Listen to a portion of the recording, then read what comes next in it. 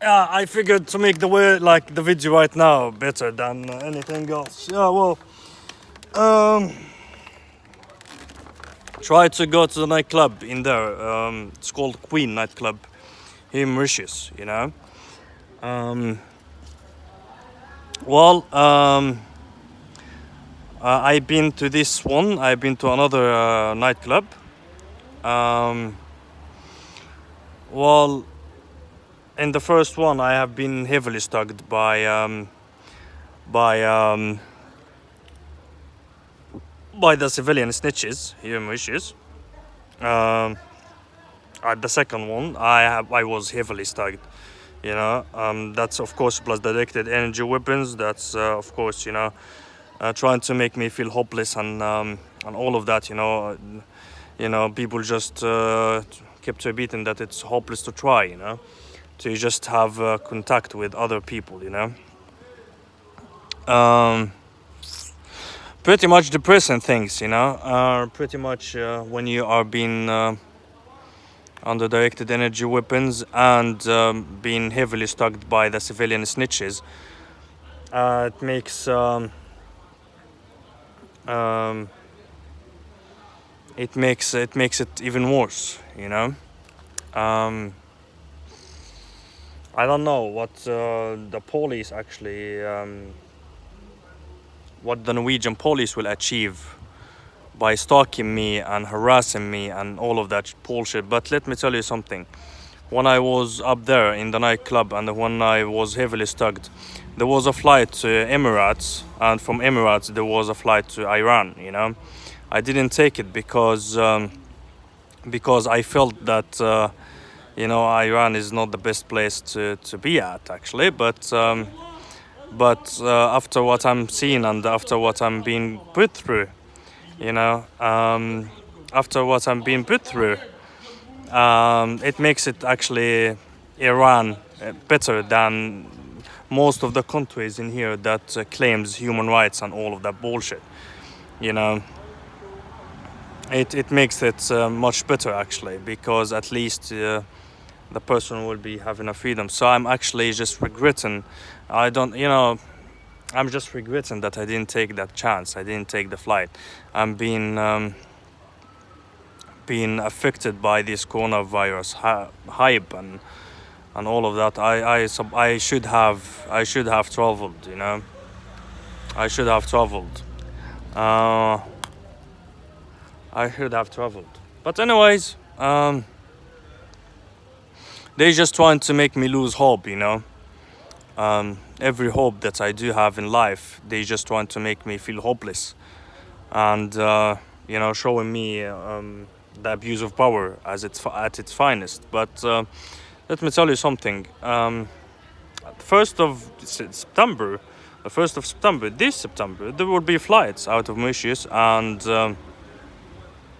15th of October, well, the United Nations will issue its report on torture.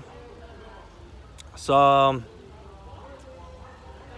I do have a hope that it might help.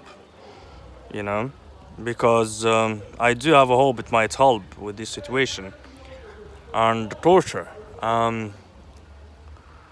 Uh, but we will see. Well, hopefully the police or the Norwegian police, um, they, hopefully one day,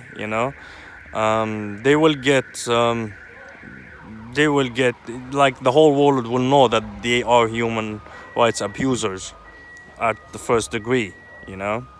They are human rights abuser. Even here in Mauritius, people just giving me hate and all of that bullshit.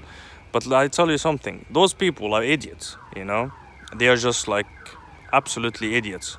You know, even the police just want to make me hurt them or just stuff like that, or provoke me or stuff like that. But at the end of the day, let me tell you something, they are just idiots for the Norwegian police. The power abusers the power abusers try to make them do stuff that they shouldn't be doing.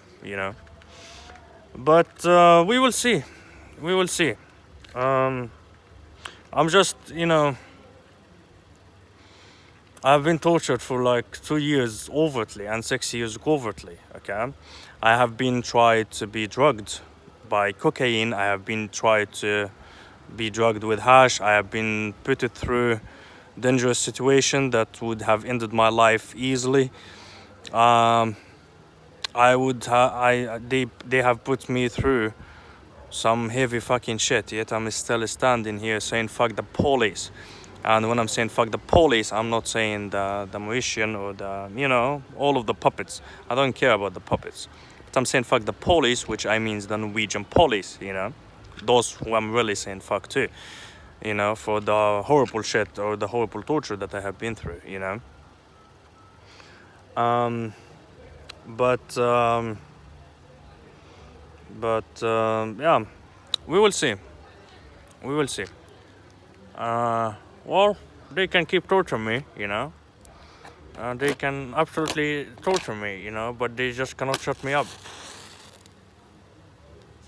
And if that hurted them, so that it will be the issue or the solution, But here you have it. That's how the Norwegian police actually deals with people who the police deems them as enemies of the state because of what they are saying. So, but I tell you something, they have just violated me in many ways. From trials, even today, like I was at barber shop and there's these guys like started to smoke hash around me, just to entice me. There is the hash, there is the alcohol, which they are trying to get me to drink, to anger me and just make me drink alcohol.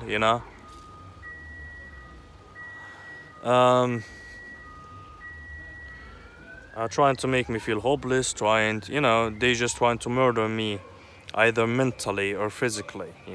If not physically, or physically is not, you know, after, of course, what I reported and what I have said in the videos, all physically now is just harder for them. So they just trying to kill me mentally by just drugging me or just trying to involve me in drugs or anything that is illegal, so that they can, say, oh, well, this guy is an alcoholic or a or a drug user or stuff like that. That's the Norwegian police. Imagine, I will tell you something. Maybe this is the first time I say this one. Or just let me make it in another video. But in short, they used the woman that I loved, you know, to try to, you know, they used my own emotions, my own, they used it by my so-called friends to try to drug me with cocaine when I broke up with her. You understand? You see how bad, how fucked up this is? That's the Norwegian police, That is the Norwegian police.